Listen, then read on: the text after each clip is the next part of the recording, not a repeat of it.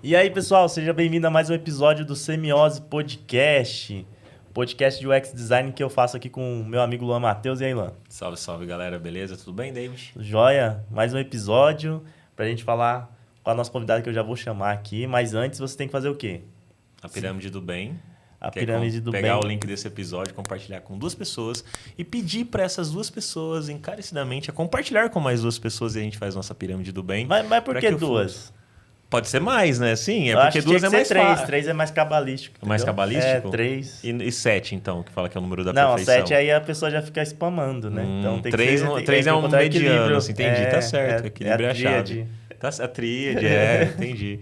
Mas agora tem que ser mais que tríade, né? Negócio, produto, design, dados. Então tem mais coisas, né? Quarteto fantástico. Quarteto, E outras áreas também, né? Daqui uns dias vai ser sei lá, tanta coisa. É um monstro. É um monstro. Megazord. Mas aí, você curte o vídeo, se inscreva no canal se você está vendo no YouTube, se você está ouvindo no Spotify, nas outras plataformas que estamos também. Favorita, dá uma avaliação, um likezinho para que a gente possa crescer. E segue a gente também no Instagram para você ficar sabendo das novidades sobre os próximos podcasts, os próximos eventos que a gente vai participar, os workshops, enfim, as coisas relacionadas ao semiose. Isso, e deixa também um comentário. É bem legal ler os comentários da galera. A galera tem deixado vários comentários bacanas. Tem muito hate, não? Um ou outro. Sempre aparece um hatezinho assim que não gosta de algum corte que a gente faz, alguma coisa. Fala, isso aí é meio polêmico. É verdade, né? No canal tem muito corte também. Tem muito corte, então deixa os comentários. É legal a gente saber a opinião de vocês. A gente quer ouvir a sua opinião, né? A gente pode deixar de lado, mas a gente quer ouvir. Ouvir é legal. A gente pode ignorar, mas a gente quer ouvir. Entendeu? É legal, é bacana, é importante, né? Você expressar a sua opinião. Deixa aí o seu comentário. É só engajamento mesmo, entendeu? É pra enganar o algoritmo, gente. O algoritmo gosta de comentário. Então, por favor, deixe o seu comentário neste episódio. E quem é a convidada de hoje, Luan? É a Lê, que eu conversei com ela já, Lê Periardi. É assim que pronuncia Periardi? Isso. Então tá certo. Que é o X-Writing no Mercado Livre. Isso aí. X-Write ou X-Content? Tem briga disso aí. Sempre tem treta dessas nomenclaturas do mercado de design. No final é tudo a mesma coisa, né? Eu sou UX Writer, não UX Writing. Muita gente confunde área com profissão. Sendo que, na verdade, internamente, eu não sou nem UX Content, nem UX Writer. Eu sou Content Manager. Olha! Que não tem nada de manager, tá, gente? Não? Eu não mando em nada, não mando nem na minha vida. Mas, enfim, mas é o termo que se usa lá, no sentido de que você é o responsável pelo conteúdo. Aí, tudo você bem. Gerencia o conteúdo ali. Exatamente, eu gerencio o conteúdo. Aí faz sentido, né? Mas, no final, tá todo mundo escrevendo para a experiência. É isso, né? Muito bom. Que legal, cara. E você sempre trabalhou com isso? Como é que foi o rolê de você? Eu quero trabalhar com escrever texto. Como é que foi? Então, eu nasci... Brincadeira. Eu trabalho já tem muito tempo, né? Desde os meus 13 anos. E eu sempre gostei muito de escrever, muito de ler. Geralmente, quem lê muito acaba, né, enveredando aí pela escrita, né? E, assim, parte profissional, eu comecei a trabalhar com escrita quando eu estava fazendo letras, que eu fui fazer faculdade de letras, né? E aí a gente precisava escrever bastante por causa da própria faculdade e eu precisava fazer estágio, afinal os boletos não param nunca de chegar. E aí eu fui para uma agência de marketing digital e publicidade, que eu acumulava funções, então eu era revisora também. Então eu revisava o conteúdo dos meus colegas e também escrevia. E trabalhei um tempo como revisora numa outra escola, enfim.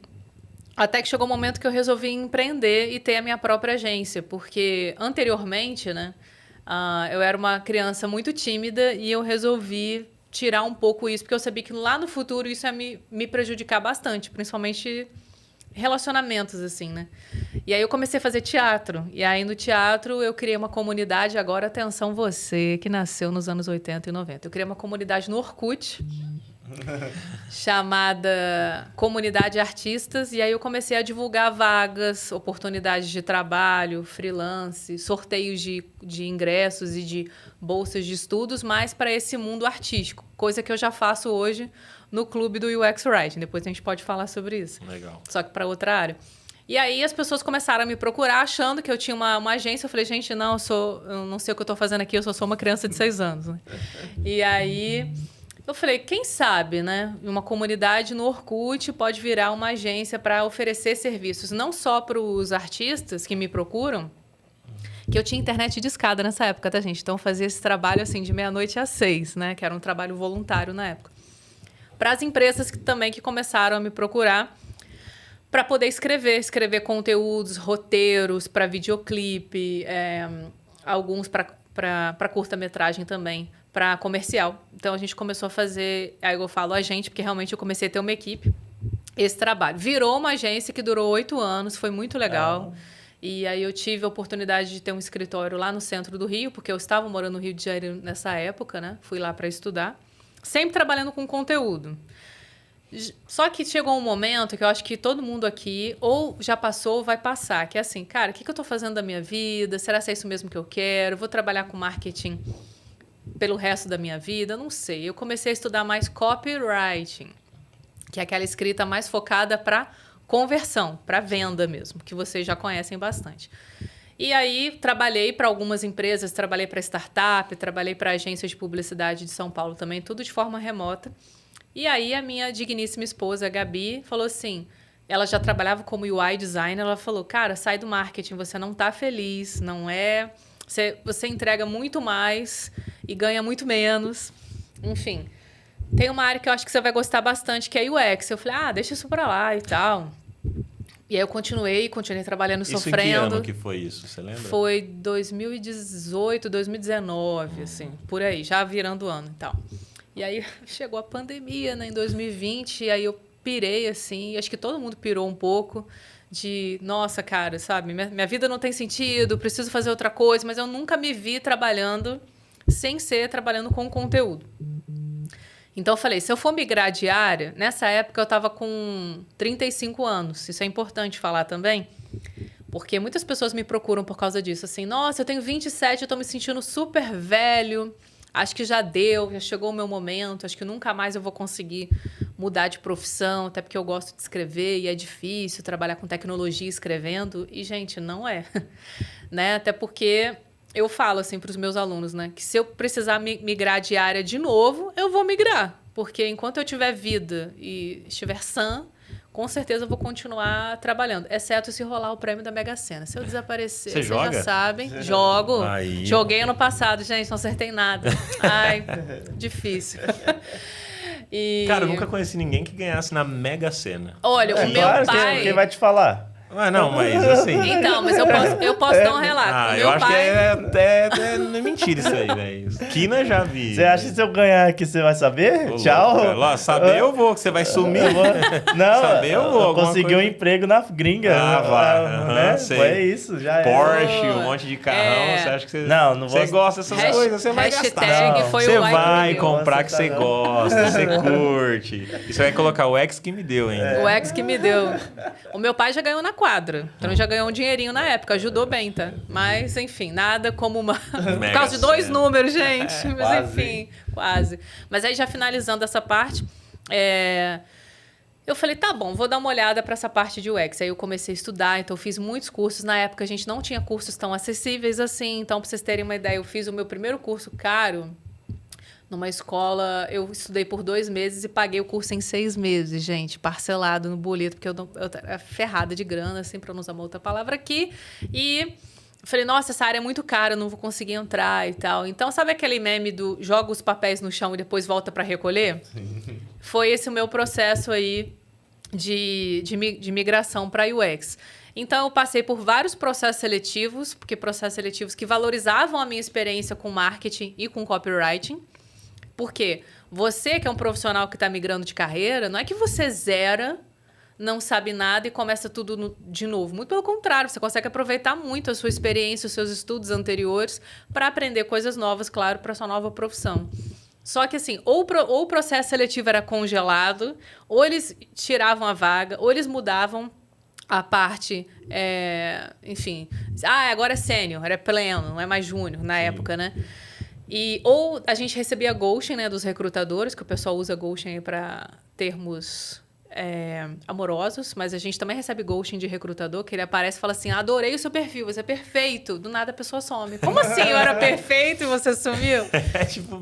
Não tem um feedback, olha, tipo, desculpa, não vai rolar mais e tal. É assim, se vira aí com a sua expectativa. Então, foram altos e baixos até que chegou o momento que o iFood me notou, né? A minha ex-líder Simone Tobias, maravilhosa, mandou mensagem para mim e falou, olha, eu tô com uma vaga aqui que eu acho que você tem um perfil, você quer conversar comigo? E aí eu entrei, né, no mundo do UX Writing. Ganhava voucher?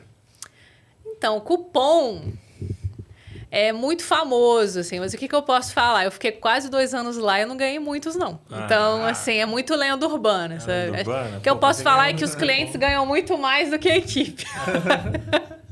Muito mais. E é isso, trabalho com conteúdo desde muito tempo, assim. Aí, claro, estudei com o Bruno Rodrigues, que é uma referência, vocês conhecem. Estudei com a Cris Luque, né, que é outra referência. A gente tem que gravar com o Bruno, né? Tem que gravar, gente, por favor. verdade. Tem que gravar, é maravilhoso. Agora ele está estudando mais a parte de prompt writing, que é a escrita, os prompts para inteligência artificial. Ele está fazendo doutorado agora, então vocês imaginam o material incrível que ele deve ter para compartilhar, né? Tá dando aula, inclusive eu fiz um curso com ele disso, assim. E aí eu comecei a estudar com outras pessoas, fiz pós-graduação em UX, eu procurei essa pós mais generalista, porque você que acha que a gente só escreve, não, a gente faz todo o processo de UX para, enfim, a gente terminar com o conteúdo, né? O conteúdo é o entregável, mas tem muita coisa que a gente faz antes. E a pós foi muito legal, adorei fazer.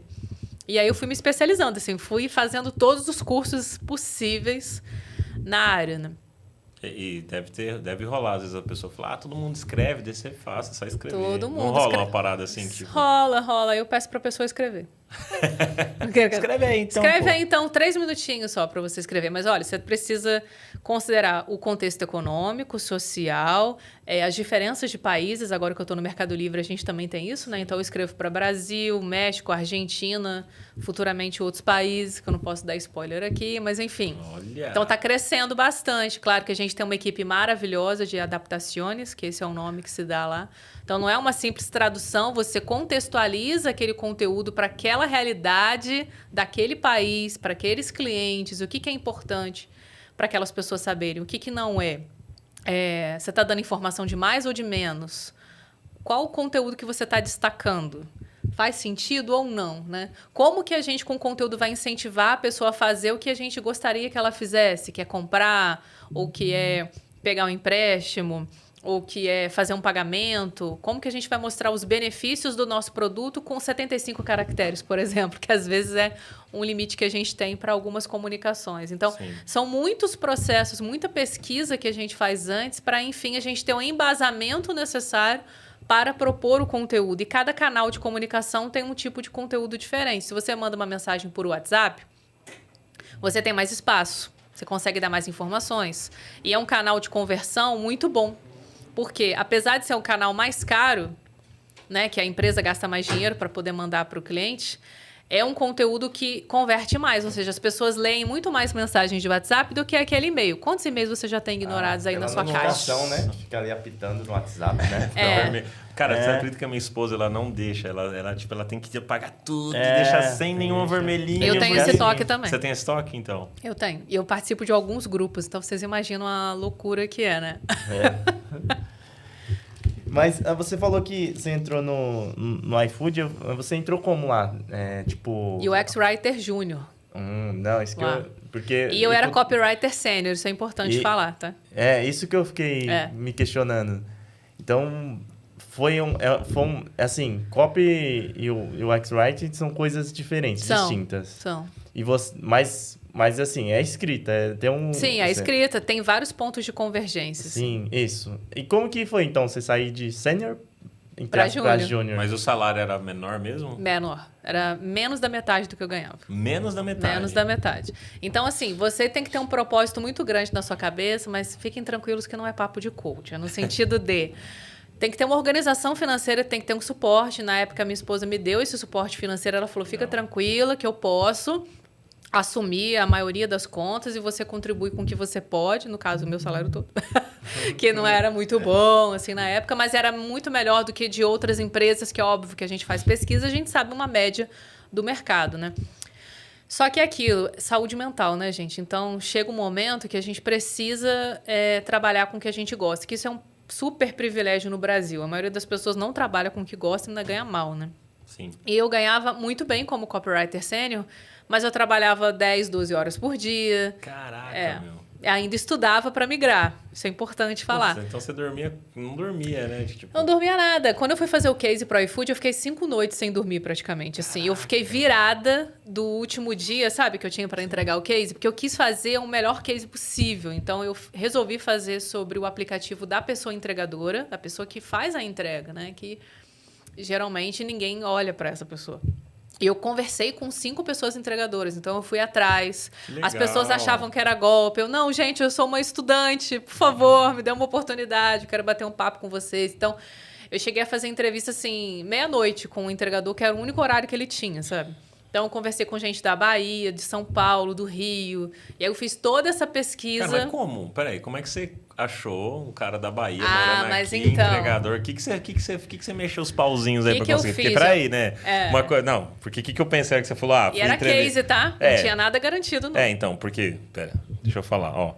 O que eu pensei? A hora que você falou que fez essa pesquisa, eu pensei assim, ela pediu um iFood, chegou o entregador, te dá umas perguntinhas aqui pra ele. Não. Você não pensou isso também? Não. Aí você falou que deve ser um cara da Bahia. Conta esse rolê. Porque eu queria saber o contexto das pessoas que moravam em alguns estados do Brasil. Se eu pudesse, eu tinha entrevistado uma pessoa de cada estado. Mas não dá, né? 27 não dá. Então, eu falei, bom, eu entrevistei um entregador de Juiz de Fora, que é onde eu moro, Minas Gerais, que eu fui, tudo bom? Como é que é? Tô fazendo uma pesquisa. Obviamente que eu não falava que era para processo seletivo, mas eu falava que era para um estudo. Que, de fato, se eu não passasse, eu ia publicar o case, né? Que esse era o objetivo também, divulgar meu trabalho. Você toparia conversar comigo? Não sei o quê. Eu topo. Eu consegui uma pessoa de Juiz de Fora, de Minas, que foi assim, essa abordagem ao vivo mesmo. Mas pedindo o iFood. Mas eu sempre pedi mesmo muito o iFood. Isso é porque ninguém cozinha lá em casa. A minha esposa cozinha, mas enfim. Temos outras prioridades, né? Sim. Então já era uma heavy user mesmo, nesse sentido. E aí eu fui pesquisar, achei grupos no Facebook de pessoas entregadoras, que inclusive depois eu usava muito como pesquisa interna para ver o que eles estavam comentando da experiência que a gente, enfim, estava propondo para eles, mas na época eu não trabalhava lá. E aí eu descobri um site que aí tinha um grupo de WhatsApp indicado. Eu entrei nesse grupo, me apresentei. Muita gente achou que era golpe, porque infelizmente muitas pessoas entram nesses grupos para fazer golpe, assim. Cara, é triste, né?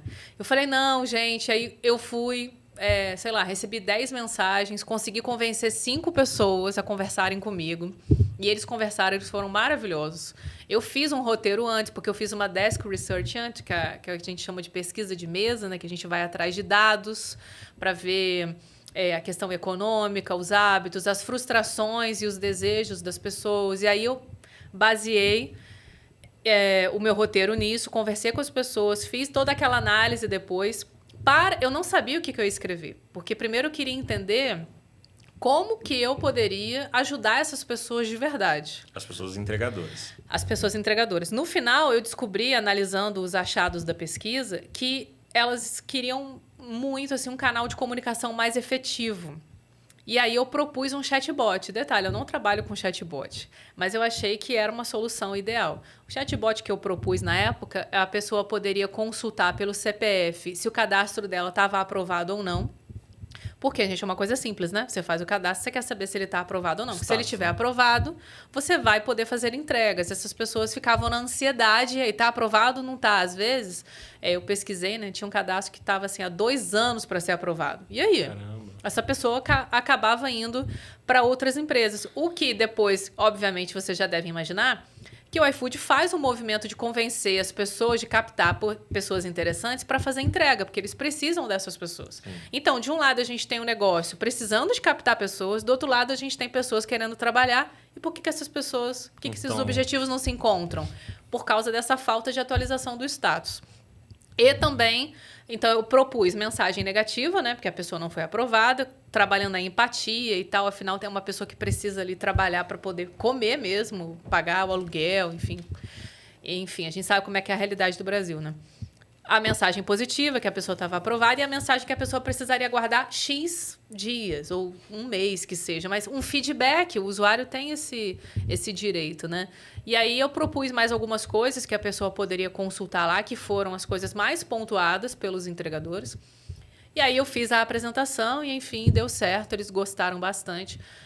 Um tempo depois, que eu já estava lá dentro, eu descobri que eles começaram a fazer uma iniciativa parecida. Então, isso demonstra que, assim, realmente era... E você foi aprovada, você entrou, então realmente gostaram. Né? Era uma dor, assim. E foi muito legal, assim. Eu participei de um evento chamado Voz dos Entregadores, que a gente conversava aqui, ó, batia papo, eles falavam... questionavam, não, essa experiência aqui tá horrível, porque isso não me ajuda em nada. Mas por quê? Ou essa experiência aqui tá muito legal, isso me ajudou de verdade. Era maravilhoso, assim. Eu já quis chorar em alguns encontros deles. E porque agora, hoje em dia, acho que saiu uma lei agora que vai ter que registrar os... Não, tá sendo discutido ainda, Tá sendo discutido. né? Tá sendo discutido há muito tempo. Porque... Mas agora parece que tá avançando tá julgamento, mais. né? Parece que tá avançando mais. E, assim, era uma pauta, né? Não só para entregadores, como motoristas também motoristas de aplicativos, no geral, né? A questão é a seguinte, internamente, a gente tem as personas, né? O tipo de usuário. Então, a gente tem a persona que só faz uma entrega final de semana para fazer uma renda extra. E para ela, às vezes, ela nem quer que registre. Claro que não. Várias pessoas entregadoras falavam, cara, eu não quero que vocês registrem, porque eu já tenho emprego registrado, eu só quero fazer uma renda extra, assim. Tem gente que empreende, então tem um pequeno negócio e faz entregas para complementar a renda, enfim. E tem gente que é full, né? Que é aquela pessoa que está o tempo inteiro ali, que a profissão dela realmente é entregar. Talvez essa pessoa tenha interesse, algumas dessas pessoas, de ter essa questão do registro, né? Mas aí, para negócio, talvez não seja viável. Enfim, são várias questões aí. Tem os outros aplicativos que são concorrentes também, né? Que precisam contribuir, né? Nesse sentido. E foi muito interessante a minha passagem por lá, porque eu consegui trabalhar muito a questão da linguagem simples, né? Porque você conversa com pessoas que, em sua maioria, não são todos, não tiveram acesso à educação. Mas, assim, tem entregadores que têm faculdade, assim, ou que estão pagando faculdade, que estão se virando, assim, para conseguir estudar e tal. Tem gente que não quis, tem gente que não teve acesso. Então, você precisa trabalhar muito a linguagem simples e também a linguagem inclusiva, porque muita gente fala muito assim, o entregador. E a gente tem várias mulheres com necessidades diferentes dos caras. Imagina para uma mulher que trabalha o dia inteiro com entrega. Onde ela vai ao banheiro? É muito mais difícil. O que é linguagem inclusiva? Linguagem inclusiva... trabalho, né? É uma bandeira que eu levo assim, não só para o iFood, mas agora para o Mercado Livre também, que é quando você inclui as pessoas. Então, quando você só usa uma linguagem extremamente no masculino, é como se você não estivesse falando com as mulheres e com as pessoas não binárias, assim, que não se identificam com gênero algum. Pode ser, não é linguagem neutra. A linguagem neutra, algumas pessoas defendem, né? Que aí você fala... você coloca o arroba, ou você coloca o enfim. Então, não fica menine, por exemplo, né? E para acessibilidade, isso aí a galera fala que é horrível. É horrível porque você tem pessoas que têm, por exemplo, alguma questão de TDAH, por exemplo. Tem uma certa dificuldade de entender esses termos. Você tem pessoas que não têm, às vezes, alguma questão neurológica, enfim, mas que estudaram pouquíssimo. Então, como assim menine? O que está escrito aqui? Então, é isso. Quando a gente inclui, a gente não pode excluir uma outra parte. A gente tem que incluir todo mundo. Como que a gente faz isso? Vou dar um exemplo clássico, tá? Vocês, writers, vão saber. Que é, em vez de falar bem-vindo no aplicativo, eu já vi bem-vindo no aplicativo que era só para mulheres, tá, gente? Qual o sentido? Mas, enfim. Você pode usar... um aplicativo só para mulheres... E tava bem-vindo. Bem-vindo. Por quê? Porque ninguém, sabe, a pessoa só copiou e colou, assim. E é isso, é uma coisa que a inteligência artificial ainda não faz, né? Que é essa questão da empatia, de trabalhar com linguagem inclusiva e tal. Ela ajuda. Ela não faz? Ela ajuda, mas ela não faz. Ela deixa passar várias coisas, assim. Se você mandar para ela, sei lá, no ChatGPT, vou fazer um aplicativo só para mulheres, tal. Pode até ser que sim, só para mulheres. Tá, agora, é para todo mundo. Você vai... Aí, volta e meia... Faça um texto inclusivo. Não vai sair redondinho. 100% não vai, porque ele pode trabalhar com algumas partes inclusivas, mas com outras, assim, o cliente. Aí você fala assim, como assim, o? Então tem uns furos, assim, sabe? Não e aí, nesse caso, poderia falar pessoa cliente. Ou pode ser assim, quem comprou, por exemplo. Quem comprou é o cliente, só que pode ser quem comprou, pode ser uma mulher, pode ser um homem, pode ser uma pessoa não binária, enfim, entende? Então, a gente tem algumas técnicas que a gente usa. Então, o exemplo, né, retomando, em vez de falar bem-vindo, pode falar boas-vindas, que bom ter você aqui. São frases que a gente usa para receber as pessoas, todas as pessoas. E aí, vou dar um exemplo para vocês.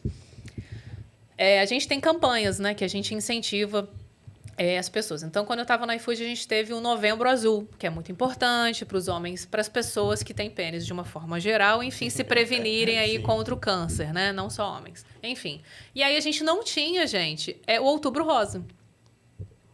Por quê? Por que as pessoas não pensaram em quem precisa se prevenir contra o câncer de mama? Porque essa população, até então, eles não olhavam tanto, sabe? E a gente tem pessoas trans também que fazem. Então, assim, não tinha nenhuma campanha falando sobre essa questão do respeito, de como cuidar das pessoas, enfim, de como tratar, de como receber bem. Infelizmente, vocês já devem ter visto aí, a gente está gravando esse podcast em março de 2024, que tem muito essa questão de o cliente ele não vai descer para pegar a própria comida. Sim. E tem uma polêmica muito grande com relação a isso. Infelizmente, teve uma pessoa que atirou em um entregador. Já teve pessoa que chicoteou o entregador. Chicoteou? Como assim, cara? Porque a pessoa tinha um o chicote? Brasil chicoteou no sentido de pegar o cinto, de pegar a coleira do cachorro, enfim. Tem questões assim. Caraca, mano. Tipo... Por quê, gente? A gente vive num país... Não é meu lugar de fala, né? Mas, enfim, a gente vive num país extremamente racista, ou talvez seja meu lugar de fala, né? Porque o racismo é o problema dos brancos, né? Mas, enfim, não dos pretos, mas, enfim. Mas aqui tem um preto, então você tem lugar de fala. Então, fala tá aí. bom. Pronto. A gente percebe essa desigualdade social horrível que a gente tem, que é muito motivado pela questão do racismo. E aí, geralmente, isso fica escancarado em situações como essa. É muito triste, assim. Então, essa questão de você acalentar, de você falar lá no aplicativo do cliente ou da pessoa cliente que ela precisa respeitar, fazer o básico, né? Que é respeitar quem está fazendo a entrega, de dar bom dia. Quem é entregador, enfim, quem faz entrega, também avalia os clientes. A gente também tem nota interna como cliente. Então, assim, eu gostei muito, a pessoa me deu bom dia, ela me ofereceu água. Quantas vezes eu fui elogiado como cliente porque eu ofereci água para a pessoa que estava entregando num dia que estava 40 graus, assim. Não, mas eu posso subir, você mora no quarto andar. Não, você não vai subir, eu que vou descer. Porque se eu não descer e você subir, alguém pode roubar a tua bicicleta, alguém pode roubar a tua moto. Cara, é só você se colocar no lugar da pessoa, sabe? E você faz isso no conteúdo também. O que se passa na cabeça de uma pessoa que está fazendo uma entrega? Às vezes ela está na chuva. Se você coloca uma experiência com o UI que tem muita fricção, né? Se a pessoa, às vezes é para deslizar, ela não está conseguindo deslizar porque o celular dela não é tão bom ou porque está chovendo. Você tem que lembrar do ambiente que a pessoa está. Ela não está aqui sentada tranquilinha num estúdio de podcast climatizado, usando o celular dela, que de última geração. Ela está em cima de uma moto ou de uma bicicleta. E em Minas tem muita ladeira, tá, gente? Então, às vezes, levando a bicicleta mesmo, né? Então, a gente tem que lembrar de tudo isso. Quando a gente fala de inclusão, não é só a questão do gênero, é a questão social também. Muito importante, né? Enfim, poderia ficar horas falando sobre isso, gente, mas estou plantando a sementinha aí no coração de vocês. Se vocês quiserem estudar mais sobre linguagem simples, a Heloísa Fischer, um ótimo nome para vocês trazerem aqui. Não conheço essa. Ela é maravilhosa. Não. A Heloísa Fischer... Mas pode indicar depois. Vou indicando. Pode indicando aí. Ela é especialista em linguagem simples. Ela é aqui de São Paulo? Eu acho que sim. E ela tem um curso gratuito pela ENAP, que é uma plataforma do governo que dá o curso gratuito de primeiros passos em linguagem simples, que eu indico esse curso para todo mundo. Eu brinco com ela que eu fico panfletando o curso dela em todos os lugares. Linguagem simples é sinônimo de inclusiva? Porque quando você usa uma linguagem simples, você inclui mais pessoas. Pessoas que às vezes não têm aquela leitura assim, bem analfabetismo funcional, sabe? Que às vezes não consegue nem compreender muitas vezes o que a pessoa está lendo, né? E aí você consegue incluir mais pessoas. A pandemia mesmo foi um ótimo exemplo. Você tinha cartazes para as pessoas lavarem as mãos, para elas não morrerem, né? Na pandemia. E se você escreve de uma forma difícil, uma pessoa que às vezes não tem nem água em casa direito, ela não vai conseguir entender aquilo. E você está colocando essa pessoa em risco. Sim. Então, é usada muito em hospital, elevador, serviços públicos, em aplicativos e sites também. Afinal, se você fala com todo mundo, você vende para todo mundo. Então, isso é muito lucrativo para o negócio também.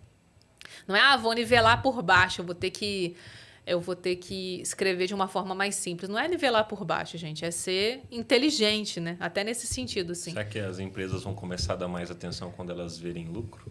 Eu acho que sim, espero que sim. E obviamente... E dá lucro o negócio. Claro que dá lucro, porque se você quer vender para todas as pessoas, você quer vender para as pessoas que não, às vezes, sabem ler e escrever direito, e até as pessoas que têm doutorado, pós-doc.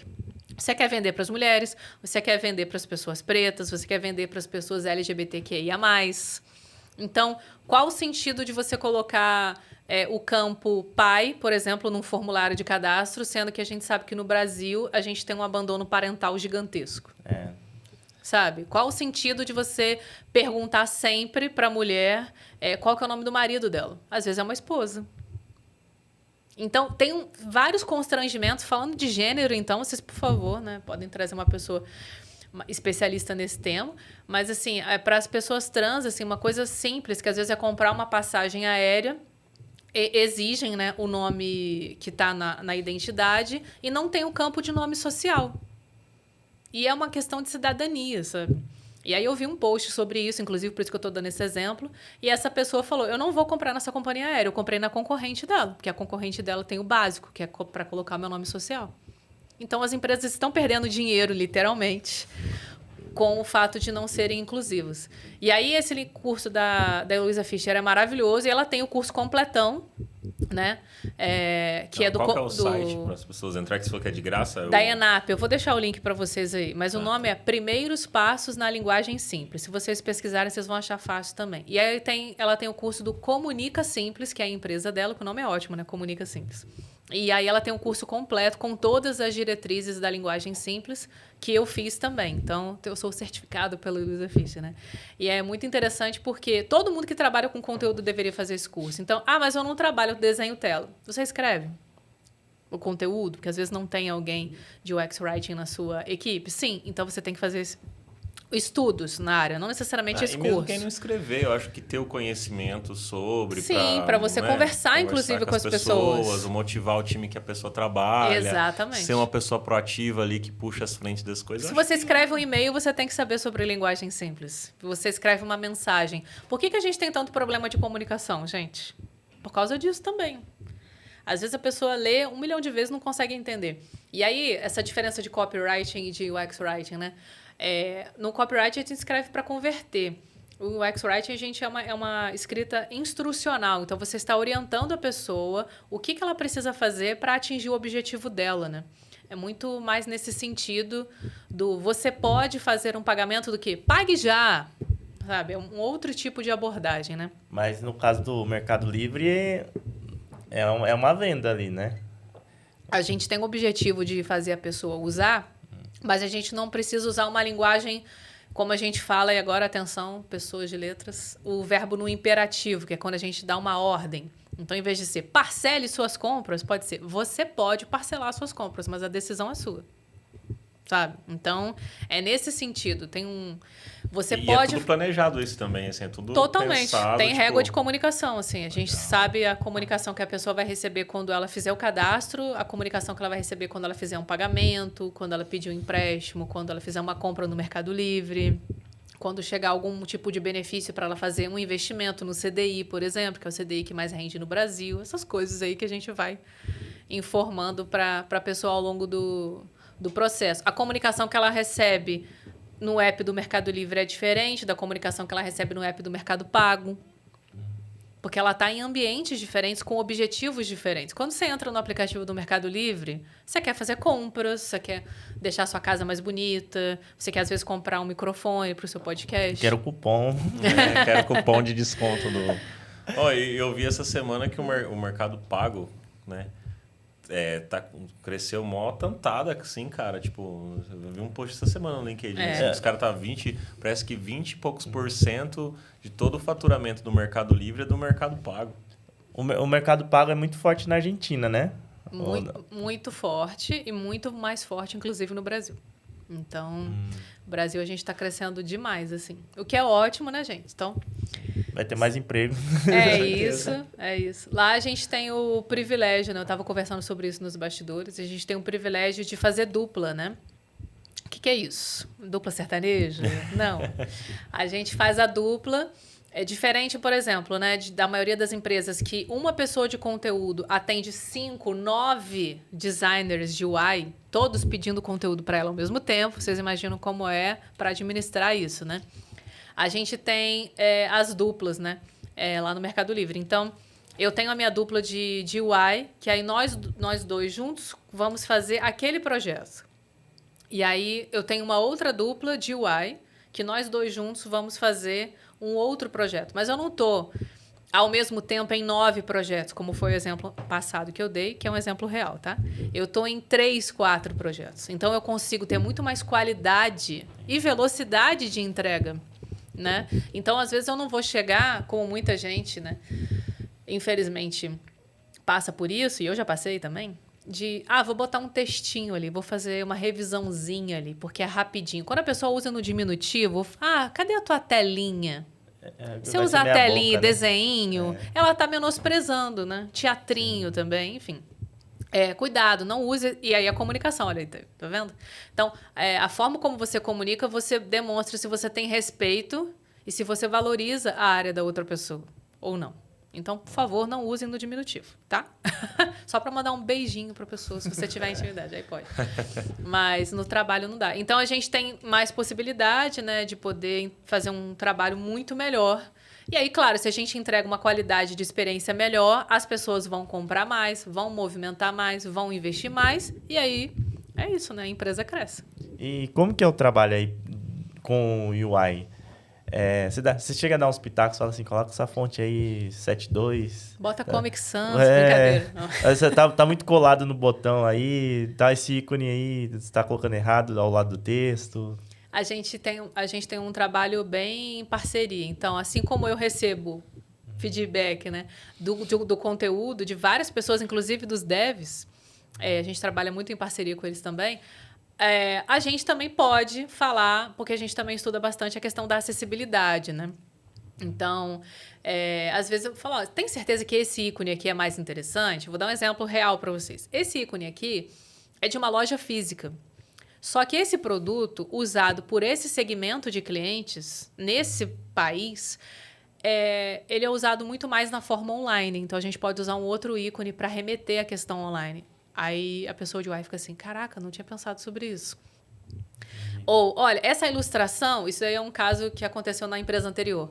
A gente estava dando uma mensagem negativa. Só que a ilustração que colocaram estava extremamente exagerada para o contexto. Então, era uma pessoa chorando. Eu falei, gente, para quê? Tá muito dramático isso.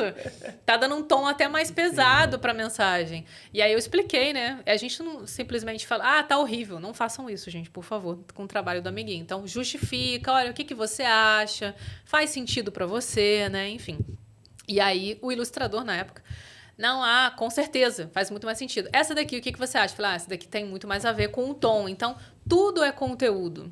Não é só o texto. O botão, o ícone, a ilustração, até a cor que você usa. Tudo é conteúdo.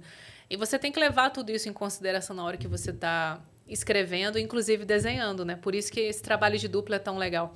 Não é todo UI designer que tem o privilégio de trabalhar com uma pessoa de conteúdo desde o início. Então, às vezes, o conteúdo chega num doc, o que não faz o menor sentido, e o UI leva para a tela. Gente, se você escreve no doc, que tem um espaço realmente, né, muito maior, como que aquele conteúdo vai ficar 100% na tela? Não vai ficar. E aí acontecem umas coisas horrorosas que vocês já devem ver por aí, ou muito texto para uma tela, que aí... O famoso assim, não vou ler isso, tá muito conteúdo. Então, a gente tem estratégias para as pessoas lerem até o final. Tem a chamada leitura em F, né, que é muito conhecida. Então, as pessoas vão escaneando o texto. Sabe aquela frase que falam muito? Mas ninguém lê. Lê sim, gente. Só que lê em proporções diferentes. O usuário que está mais interessado, ele vai ler tudo, cada palavrinha.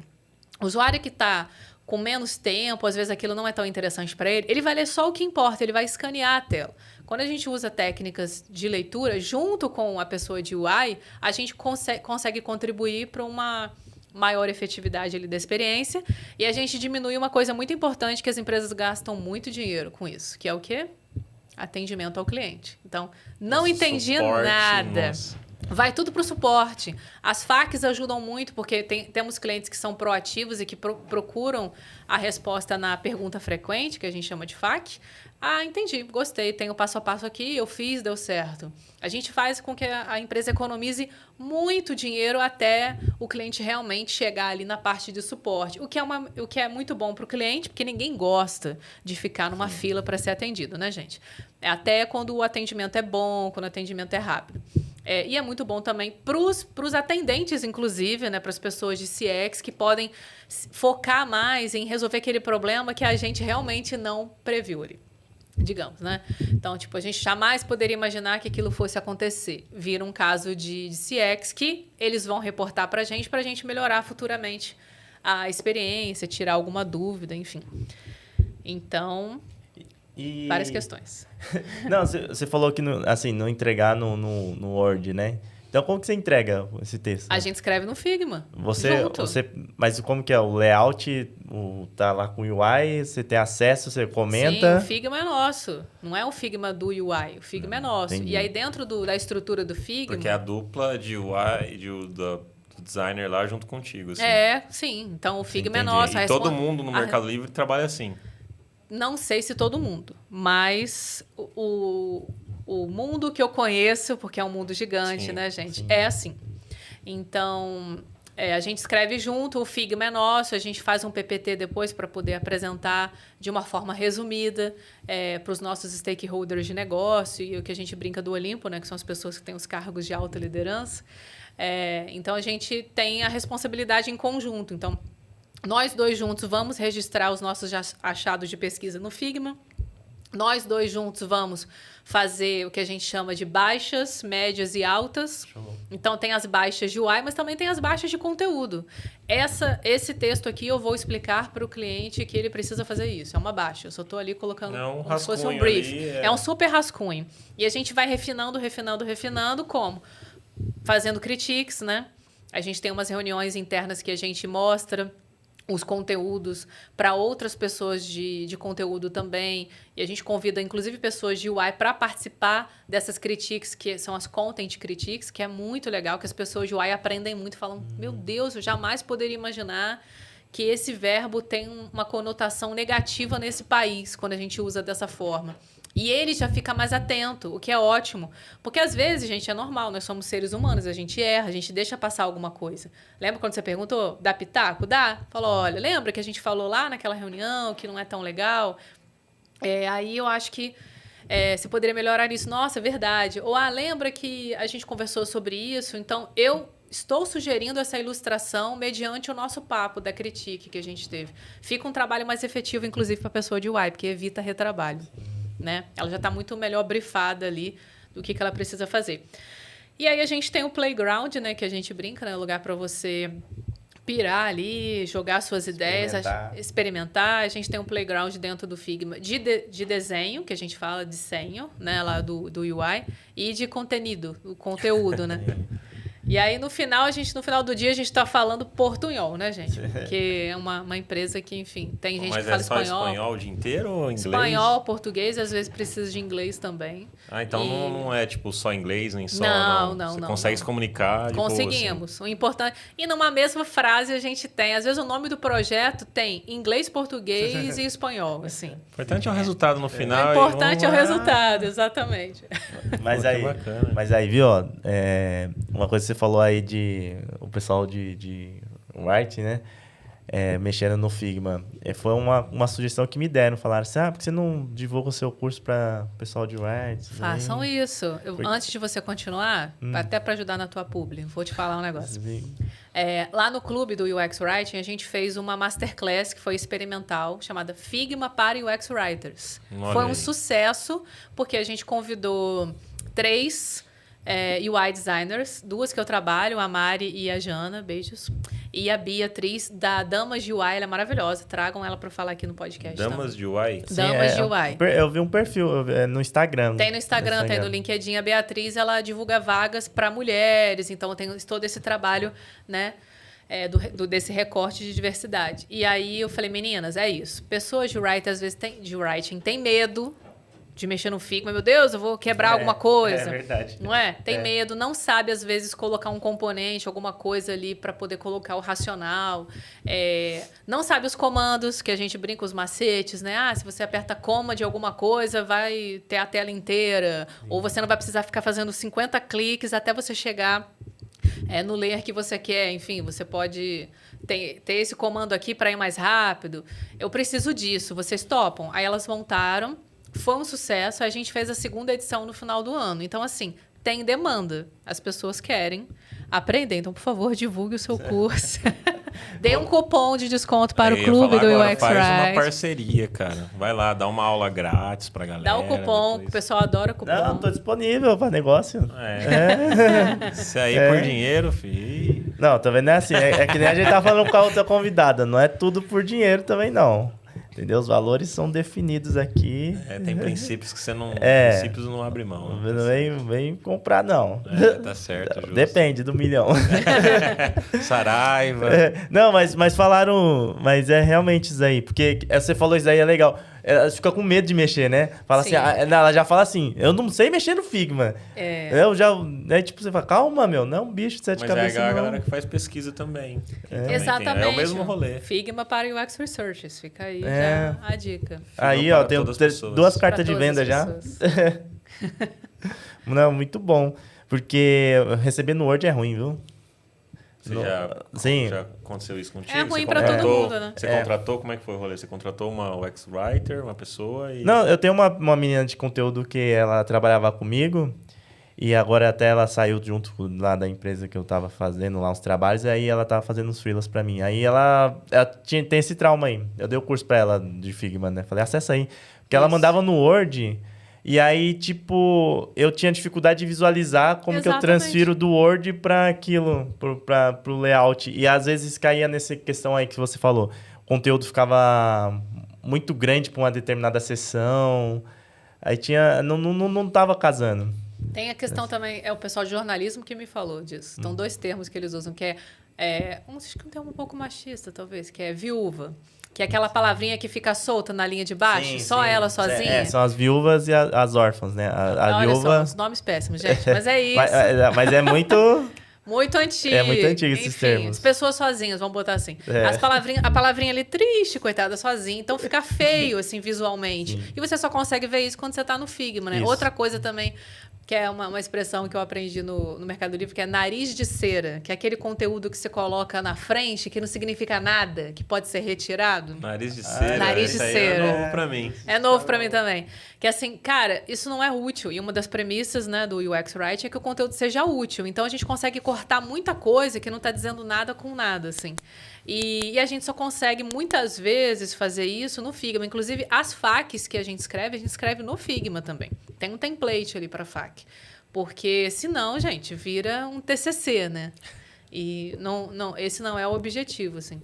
Landing page também. Quando a gente está fazendo landing page, quando a gente desenha e escreve direto no Figma, a gente já sabe que aqui vai ter um vídeo, aqui vai ter foto, que a gente pode sugerir, olha, aqui seria interessante um carrossel para colocar os depoimentos. Então, você, writer, por favor, estude Figma. Estude. Você não precisa ser o expert em Figma. Gente, eu tô longe de ser. Tem coisa que eu fico assim... Vamos supor, tô fazendo dupla com a Mari. Mari, pelo amor de Deus, fiz uma merda aqui no Figma, me ajuda. Não consigo fazer isso, que ódio, tá travando pra mim. Ela, amiga, é assim, calma. Tá bom. Então, até hoje, às vezes, a gente tem alguma dificuldade, mas a gente não pode ter medo. Usem o Figma, tá? Até porque, enfim, ajuda a dar visibilidade para o nosso trabalho, né? Porque o projeto está todo ali. Então, o conteúdo não vai ficar como se fosse um bônus, né, um apêndice. O conteúdo faz parte da experiência e precisa ser desenvolvido junto. Há um tempo atrás, eu fiz um freela e aí a cliente falou assim, não, a designer, ela quer desenhar e ela quer receber o conteúdo por Word. Eu falei, tem certeza? A gente não pode trabalhar em conjunto? Falei para ela, né? Ela quer assim. Eu falei, tudo bem, então. Pensei, nossa, ela quer muito trabalhar com essa designer, né? Falei, olha, se a gente fizer juntos, o prazo é 1 mês. Se a gente fizer separados, o prazo são 3 meses. Nossa, mas por quê? Falei, porque vai ter muito retrabalho. Eu já estou te cobrando pelo retrabalho, inclusive, que eu vou ter. E também estou deixando a expectativa. E, gente, durou exatamente 3 meses. Muito também pela velocidade do feedback que a gente recebeu e tal. No final, ficou um trabalho muito legal, tá? Mas poderia ter sido muito mais efetivo e mais barato.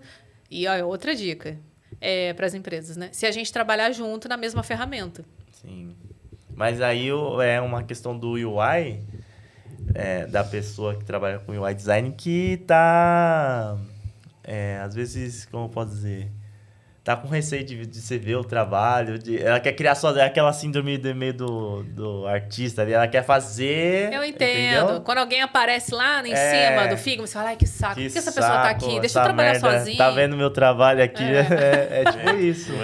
Cara, é que talvez essa pessoa nunca trabalhou de flanelinha, de design flanelinha, né? Tipo, Design flanelinha. tipo, você Mais pra cá, mais pra lá. Você nunca teve Você nunca trabalhou assim? Com... Ó, eu lembro quando começo da minha carreira. Pitaco, no começo da minha.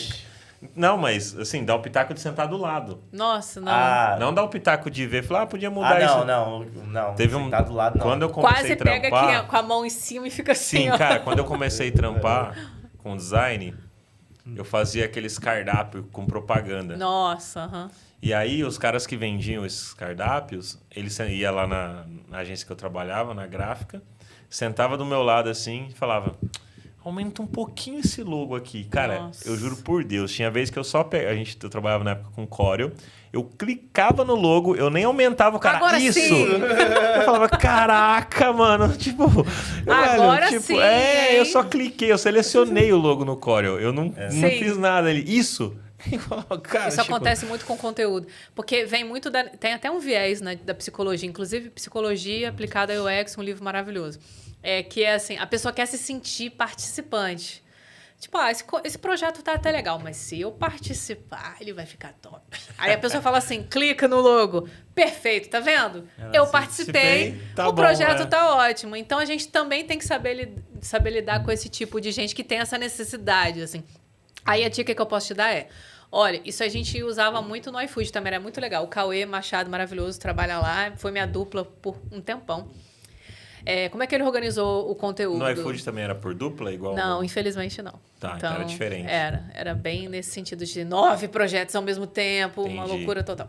E aí, lá em cima, né, como é que ele organizou um Figma, que eu achei que ficou muito interessante. O que está em produtivo, ou seja, o que está no app do cliente, da pessoa usuária, isso é muito importante.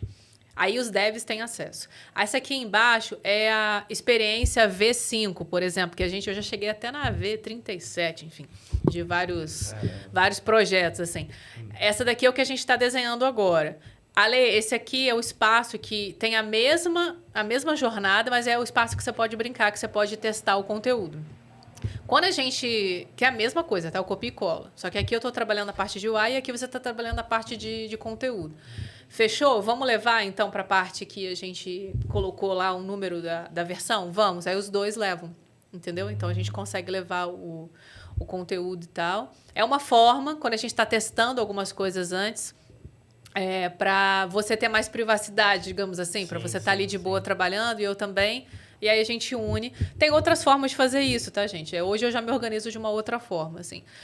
Geralmente eu faço as experimentações no playground e aí depois a gente leva para onde está o processo de UX e depois a gente leva para finalmente a parte de handoff, né? Que aí já vai estar tudo certinho, lá indicado para os devs. E aí a gente tem depois uma parte importante, bem importante, que a gente faz as provas com os desenvolvedores. Então, a gente vê as provas. Como assim? As provas.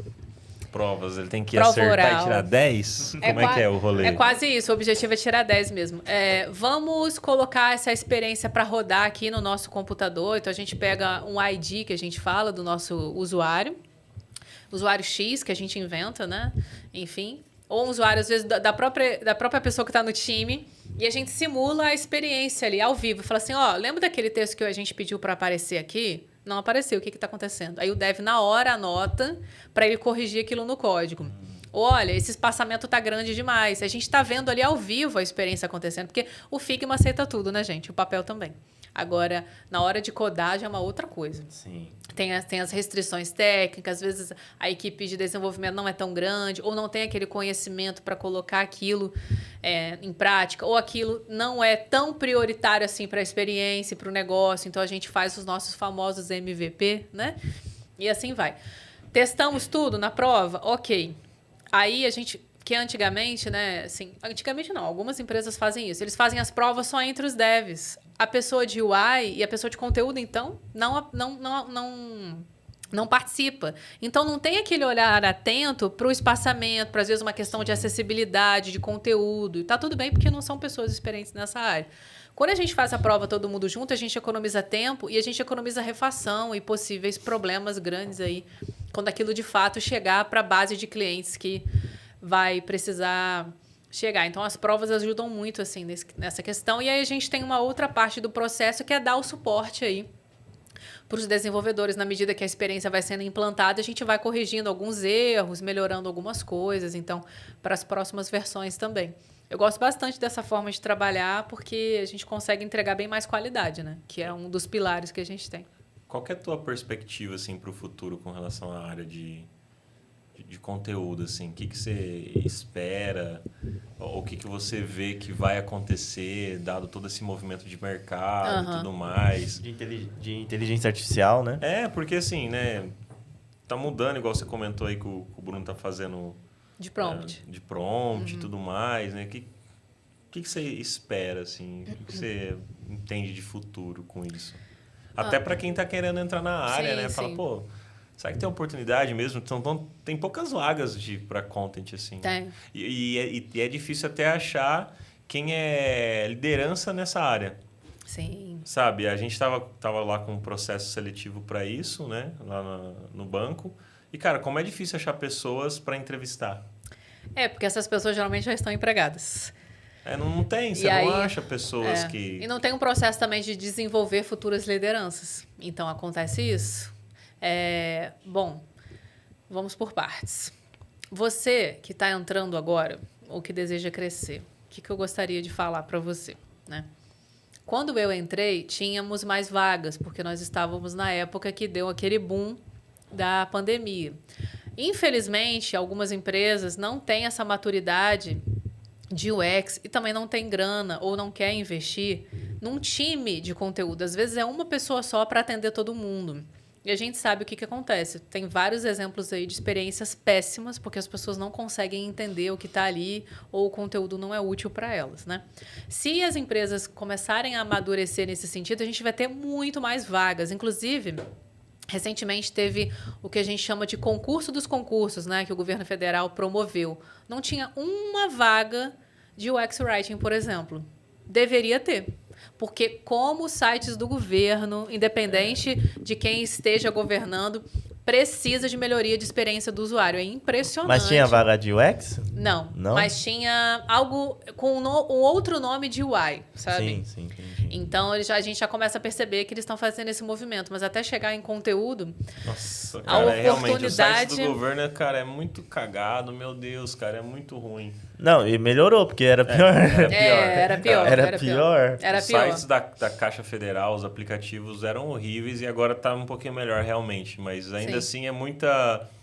São muitos aplicativos, às vezes até para a mesma coisa. Exato. Eu não sei o que acontece, cara. Exato. Eu falo, é um para não sei o que, outro para não sei da quanto. Sim. E ao mesmo tempo, só que você pode ir lá na caixa, no lugar físico e resolver tudo lá. Só que no Sim. aplicativo você tem 50 mil um para ver FGTS, um para ver não sei o que, outro para ver não sei da quanta. Cara, junta tudo num lugar só ali. Sim, vocês imaginam que incrível, né? Que se tivesse aí um time de UX completão, com research, com writing... Trabalhando em cima disso. Trabalhando em cima disso, a gente teria uma experiência infinitamente melhor e a gente diminuiria também essa questão da falta de informação das pessoas que, de novo, não tiveram condições de estudar, enfim. A gente melhoraria a questão da cidadania mesmo, né? No Brasil. Depois desse pequeno recorte, né? Vamos voltar para as vagas. Então, a gente viu muitas pessoas migrando de redação publicitária e copywriting para UX Writing, né? E aí, o que era exigido? Você precisa escrever. Você não precisa pesquisar, você não precisa muitas vezes... Por isso que muita gente começou no curso de UX Writing direto, sem ter uma base de UX. E essas pessoas sentiram falta depois e correram aí para poder ter esse embasamento. A exigência era menor nesse sentido. E eu não gosto daquela expressão de a régua é alta. Eu tenho um ranço dessa expressão. Por quê? Por quê? Porque geralmente quem usa essa expressão não oferece uma planilha, um documento com expectativas reais, né, do cargo. O que eu quero que a pessoa que é júnior faça? O que eu quero que a pessoa que é pleno faça? O que eu espero da pessoa sênior? Porque você tem um planejamento de carreira. Você atinge aquilo e, obviamente, você vai cobrar para o seu líder. Olha, já estou atingindo isso, já estou entregando isso há meses. E aí? Tem alguma perspectiva de eu crescer? Quando você não tem, você não dá nem oportunidade para essa pessoa pensar num possível crescimento. Eu acho que muitas empresas fazem isso de propósito, assim, né? De não valorizar mesmo o profissional, então. E aí você fica naquela função eternamente, entregando muito mais do que você deveria e, claro, não ganhando o suficiente, né, pela sua função. Hoje, a exigência está muito maior. Então, tem um post no meu Instagram que está fixado lá, que ser UX Writer é fácil, é só você, e aí eu coloquei várias questões que a pessoa precisa estudar. A pessoa precisa estudar muita coisa. Aquilo que a gente falou aqui, UX, arquitetura da informação, acessibilidade, linguagem simples, linguagem inclusiva, um pouco de sociologia, por que não, psicologia, questões culturais, tudo que interfere no conteúdo em si, né? Na nossa forma de viver. Então, a exigência ficou maior por causa disso. E a gente é a lei do mercado. Quanto menos vagas, mais as empresas se sentem no direito de exigir mais, assim. Tem umas vagas que são surreais, assim, que tem exigências de sênior para um cargo de júnior e um salário de estagiário. Então, a gente tem que tomar cuidado com isso. O conselho que eu dou para você que quer trabalhar na área de conteúdo é se especialize em todas as vertentes de conteúdo, não só UX Writing, copywriting também, redação publicitária, marketing. Por quê? Como o Bruno Rodrigues fala, a gente tem a nossa caixinha de ferramentas que a gente utiliza técnicas de conteúdo de áreas diferentes para, às vezes, escrever um conteúdo para um site ou para um aplicativo. Esse freela mesmo que eu falei para vocês que eu fiz há um tempão atrás, na verdade, eu usei técnicas de UX Writing, de copywriting e de linguagem simples, por exemplo. Foi muito legal de fazer, porque matei um pouco a saudade aí de trabalhar com a parte de copy, né? Apesar que eu realmente amo UX Writing, não é à toa que toda a minha vida profissional gira em torno disso, né? Mas foi interessante. Aí você abre mais possibilidades, né, de vagas, quando você não se limita só ao UX Writing. Futuramente, você tendo a oportunidade de ir para uma vaga dedicada, ótimo. Mas, assim, isso não te faz um profissional menos competente, isso não te faz um profissional pior do que o outro, só porque você, às vezes, está escrevendo um conteúdo que não necessariamente é focado para a experiência. Eu tenho uma ex-aluna que migrou para UX Writing recentemente, mas na área na posição dela, ela faz conteúdo para lançamento, que é puro copywriting. Ela faz conteúdo para as redes sociais, que é social media. E ela também faz conteúdo para o site, que tem muito de UX Writing. E ela está super feliz, porque ela está trabalhando com o que ela gosta. E ela fez geografia, gente. Não tem nada a ver. Olha só. Ela estudou comigo no UX Writing na Prática, que é o curso que eu tenho. Vai para a 5ª turma agora, vai começar em abril. E, inclusive, o nome desse curso, né, é muito pela dor que eu senti lá atrás, porque tinha muito curso teórico, muito cheio de blá, blá, blá. Às vezes, aí no final do curso tinha um exercício para você escrever uma mensagem de erro e acabou. Tipo, isso não prepara ninguém, assim, né? E aí a gente resolveu levar essa proposta para The Start. Então, junto com a Jailma Souza, eu faço esse curso que tem 80 horas de duração. Nossa! Com 2 cases e exercício prático em todas as aulas. E os cases são muito legais, inclusive vou convidar vocês, hein? A gente tem uma banca de avaliação, então as pessoas apresentam para a banca o case e vocês dão os feedbacks também. A gente dá o feedback como professora e a gente chama designer, a gente chama PM também para dar o feedback, porque o objetivo é a gente preparar as pessoas para o mercado de trabalho. Sim. E a gente sabe como é que é. E ninguém está preparado para o mercado de trabalho porque fez, sei lá, uma FAQ, uma mensagem de erro, um onboarding e acabou. Nunca mais praticou. Precisa praticar, não é só ler, não é só ficar na teoria. Isso é muito importante porque dá embasamento, mas você precisa colocar em prática. E eu incentivo, inclusive, os PDs também. A gente tem alunos que são PDs lá no UX Writing na prática, porque muitos deles, né, não tem alguém de conteúdo ou simplesmente querem fazer um conteúdo mais interessante, porque às vezes fazem freela também por fora e fazem toda a experiência, né? E é bem legal. Então, assim, se preparem. É um mercado mais disputado. Se você tem outros idiomas, se joga, porque tem vagas fora do Brasil. Eu acho que é até mais fácil, né?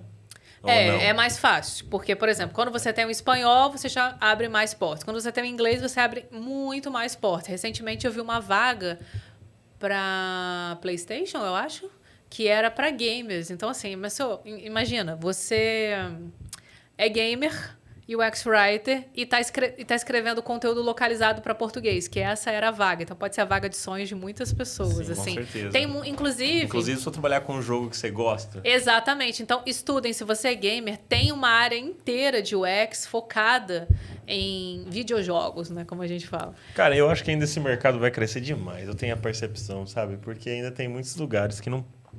que estão agora pensando nisso, né, cara? Então, Sim. Será que eu sou muito otimista? Eu acho que não. Acho que a gente tem que ser realista. Então, a gente não vai...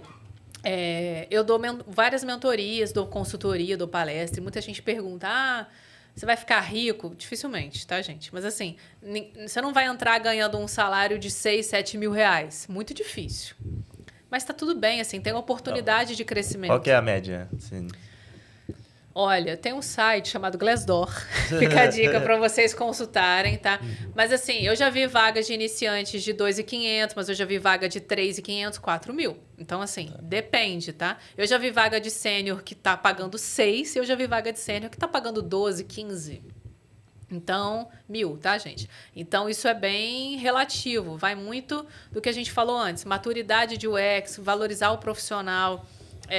e poder mesmo financeiro que a empresa mas tem. Começar ganhando uns 2,5 pau, assim, é uma graninha legal, porque Sim. a média de salário do brasileiro é bem baixa. Pensar no salário mínimo aí, né? É bem baixo, tipo... E se for remoto, melhor ainda, né? Exatamente. Eu sou super defensora do trabalho remoto, porque quando eu comecei a trabalhar de forma remota, eu consegui fazer 2 pós-graduações, estou fazendo um mestrado agora em educação. Olha aí, que porque legal. o tempo que eu ia gastar no trânsito... Você gasta estudando. Eu gasto estudando, ou eu dou aula, né? Que é o caso. Né? Que da aula tem que estudar também. As pessoas Muito! Você aprende mais Muito. Muita gente me pergunta assim, mas é a 5ª turma, você só repete o slide. Gente, claro que não. Eu estou atualizando o tempo inteiro. Eu estou conversando aqui com vocês, eu estou pensando, nossa, na aula 5 do módulo 2, acho que eu posso incluir esse conteúdo atualizado. Eu acho que eu posso incluir um outro exemplo do que não fazer ou do que fazer, né? E aí, o tempo inteiro a gente está melhorando. E eu sempre falo que eu sou uma professora muito melhor porque eu sou uma UX Writer atuante. E eu sou uma UX Writer atuante, né, na área. Muito melhor porque eu sou professora. Porque eu estudo muito mais, assim, do que, em média, a maioria das pessoas que não dá aula. Não estou falando que quem não dá aula não estuda, muito pelo contrário. Mas não tem jeito, a gente acaba estudando muito mais. Por isso que eu até fui para o mestrado em educação, porque o cronograma eu achei super interessante. Tem a questão de como que as pessoas aprendem o conteúdo, o que é importante no processo de aprendizado. Então, tem conteúdos no mestrado que falam sobre diversidade e eu, com certeza, vou fazer o meu TCC tentando linkar UX com educação, assim, para melhorar a experiência do professor na sala de aula e do aluno, assim. Acho que eu devo ir por essa linha de pesquisa. E outro ponto que eu gostaria de trazer para vocês, porque o nosso tempo já está acabando, é o clube do UX Writing. Então, você que tem interesse em UX Writing, se quiser, participe lá da nossa comunidade. A comunidade é aberta a todos de forma gratuita.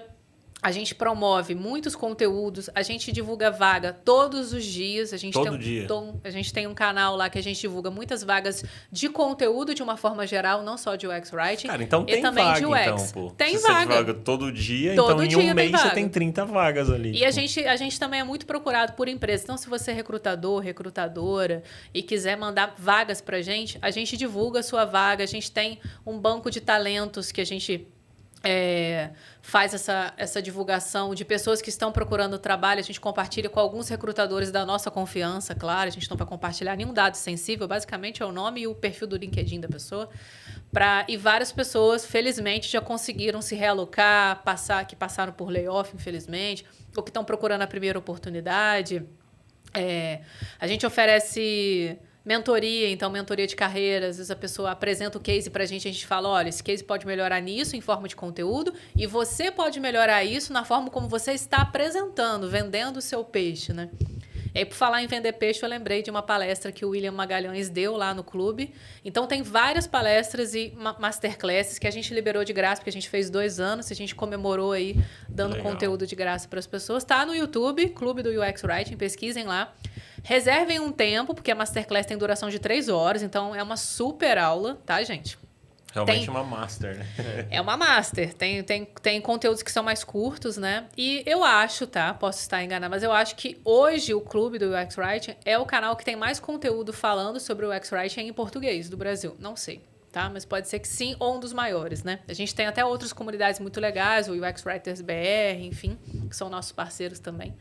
E aí a gente promove esses conteúdos gratuitos, tem as masterclasses que o valor da inscrição é simbólico, né? Imagina, você estudar com uma referência na área, 3 horas, que tem certificado, você recebe o PPT, então você tem o material por R$50, sabe? Então, é um valor bem simbólico, tem meia entrada, a gente sorteia ingresso com outras comunidades, a Vagas UX também. É para cobrir o custo, rodar, né? Porque todas as nossas masterclasses têm Libras. Então, a gente chama o Vinícius, que é o nosso parceiraço, e a gente coloca Libras para masterclass, para live, para tudo, porque é uma forma de trazer aí um conteúdo mais acessível, né, para as pessoas. Então, se você quer estudar um pouco de UX Writing, ou você já trabalha ou quer trabalhar na área, ou é PD, né, designer de produto, e quer se desenvolver, vai lá, procura a gente, que a gente vai ter um prazer de receber vocês. Aqui no nosso conteúdo, né, David? Seria legal. Eu podia ter alguém aí que quer investir na gente, trazer alguém de Libras pra gente colocar no Sim, façam nos nossos conteúdos. Seria legal, cara. Eu já tenho um contato, aí, posso indicar pros meninos. Aí, ó. A gente só precisa de um investidor pra poder colocar. A gente nem quer ganhar dinheiro, a gente só queria colocar pra outras, pra ficar inclusivo pra mais pessoas, Sim, né? não, com certeza. Imagina quantas pessoas. Seria ótimo, seria legal. Olha aí que da hora, cara. E empresas, dá para fazer pacote com o Vinícius, tá? Vou deixar o contato do Vinícius aqui, aí, que é o que a gente faz, a gente é cliente fiel dele e ele faz um valor acessível pra gente. E o clube do UX Writing, como que acha? Então, é só clube do uxwriting.com.br, que é o nosso site. Por enquanto, nosso site está basicamente com os links ali, mas depois a gente tem pretensão de esse ano ainda desenvolver o conteúdo para o site. E lá tem o link para o grupo do WhatsApp, Telegram, tem a planilha. Eu esqueci da planilha. O clube nasceu com uma planilha chamada Planilha das Maravilhas, que é uma brincadeira aí, a referência. Quem pegou, não pegou. Quem não pegou, não pegou. Que a gente começou a conversar. Falei, Jair, o que você gostaria de ter encontrado fácil quando você começou a pesquisar sobre ela? Com certeza cursos gratuitos. Falei, então vamos botar. Hoje a gente tem mais de 500 cursos gratuitos nessa planilha. 500. Então tem curso de UX, de UI, tem de research, tem de writing, tem de marketing, tem de negócios, de produto. A gente precisa estudar isso também. Entra na sua lista de estudos aí. Depois a gente tem uma aba de cursos pagos que a gente divulga. Que se você der o cupom de desconto, a gente bota o seu curso lá. Libero lá. Libera fácil, né? Aí a gente bota de graça lá os cursos, não cobra para fazer publicidade dos cursos. Todo mundo que der o cupom de desconto. A gente também coloca cupom de desconto para livrarias que fizeram essa parceria com a gente, editoras. Ferramentas, várias ferramentas que ajudam a gente no dia a dia, de inteligência artificial ou não. Plataformas para procurar trabalho. Então, a gente tem, sei lá, mais de 400 plataformas para você procurar trabalho no Brasil e no mundo. 400? É uma planilha gigantesca, assim. É uma planilha enorme. Tem cursos em inglês, em português, tem alguns... A gente também tem uma aba só de curso. Teria 400 plataformas de emprego. Tem muito, porque às vezes não é só plataformas tipo... Plataformas que vocês já devem ouvir falar, mas a plataforma da própria empresa, sabe? Sim. Onde é que se cadastra para a própria empresa. Então, tem tudo, assim. E a gente coloca ali... enfim, vários conteúdos, a planilha é bem robusta. A dica que eu vou dar é, não faça uma cópia da planilha. Porque como a gente atualiza a planilha, e às vezes algum curso que era gratuito não é mais, sumiu... Sim. Você pode fazer um atalho para o seu Google Drive ou colocar como favorito e você... Várias pessoas, a gente recebe feedback. Ontem mesmo eu dei uma palestra no Banco do Brasil sobre Content Ops. E aí uma menina passou por mim e falou assim, Ale, queria te agradecer porque o clube me ajudou a migrar diário. Eu consegui, eu estou trabalhando como UX Writer no Banco do Brasil, estou muito feliz. Então, muita gente consegue estudar, ser promovido, só consumindo os conteúdos da planilha do clube, assim. É uma forma que a gente tem também para poder ajudar. E isso aquece o coração, né, gente? Isso faz a gente... trabalhar algumas horas de forma voluntária mesmo, né, para a comunidade. Né? Pô, legal. Ale, obrigado aí pelo Obrigada a papo. você. Espero que você tenha gostado. A gente gostou Amei. pra caramba. Tenho certeza que a galera que tá nos assistindo, nos ouvindo também curtiu. É, Deixa aí suas redes isso aí. sociais pro pessoal te chamar. Quem for lá pra Minas, quiser comer um Pois queijo, é, tomar um queijinho, cafezinho. café. É bom. Então, no LinkedIn eu tô como Ale Periardi. No Instagram é Ale Periardi UX, de UX, né? E aí eu também tô no TikTok, tô gravando uns vídeos legais lá. Gente, eu descobri... Você tá fazendo dancinha? Não. Não precisa. Já foi a época da dancinha, né? Não, TikTok é outra coisa. Não precisa. Não tem mais dancinha? Não, Sabia que o tem. TikTok é... Tem. Não, ainda tem, mas sabia que o TikTok é o principal buscador para os mais jovens? Exatamente. Mais do que o YouTube já ficou pra trás. Não, Mais do que o Google. Mais que o Google, Caraca, não sabia. É surreal. Eu gosto de buscar lá quando eu quero ver coisas. Por exemplo, fui pra praia ou pra Campos do Jordão. O ano passado, quando eu fui pra Campos, Sim. eu joguei lá alguns lugares pra ver e a busca é muito boa. Muito Traz boa. os O algoritmo é videozinhos, muito bom. Traz os lugares que a galera foi e fala, esse lugar é legal, vou lá. Tipo, E é interessante porque o TikTok. Por que eu estou no TikTok? Gente, eu tenho 300 e poucos seguidores, tá? Meu objetivo lá não é ser influenciadora, não. O meu objetivo lá é levar a educação, levar conteúdo sobre o X-Write. Eu pesquisei e eu achei meia dúzia de vídeos. Inclusive, o algoritmo indicou um vídeo meu, porque pra vocês verem, né? deve ter nada mesmo. Não tem nada. Não tem nada. Indicou um vídeo seu. Brincadeira. Não, ele pediu que eu falei. nossa. Olha a interpretação, tá vendo, Pesadão, gente? hein? Tá vendo? A comunicação. Não, falei no sentido porque... Sim. não Como é que ele tem- indicou pra mim? Não faz o menor sentido, né? Eu já sei que tem o meu. Muitos em inglês, muitos feitos por pessoas que não são UX Writers. Tá tudo bem, você pode falar sobre o UX Writing. Mas assim, e aí? Cadê? Eu fiz um vídeo sobre isso, assim. Cadê o conteúdo de UX Writing no TikTok?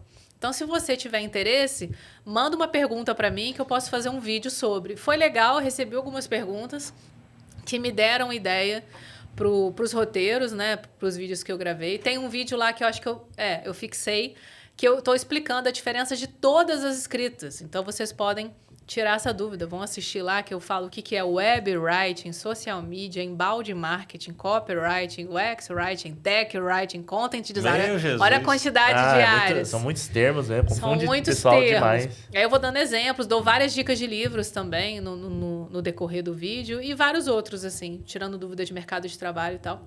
Então é isso, Ale Periardi ou Ale Periardi UX. E se você tiver interesse, eu dou aula em algumas pós-graduações também, cursos. Então, se você tiver interesse em me convidar para fazer uma palestra na sua empresa, eu já fiz várias palestras em empresas, assim. Ou de ser meu aluno, ou só de bater um papo, de mandar um meme, me adiciona lá, tá bom? Pô, muito legal. Obrigado Bom, mais uma obrigado. vez. E agradecer a galera também que está nos assistindo. Lembre-se de deixar o seu like, se inscrever no nosso canal aqui do YouTube, ativar as notificações e fazer a pirâmide do bem, pegando esse link, compartilhando com pessoas e pedindo para essas pessoas compartilhar para mais pessoas, né, David? É isso aí. Obrigado pela Obrigada. participação. Até o próximo episódio, então. Valeu, gente. Valeu. Tchau. Tchau.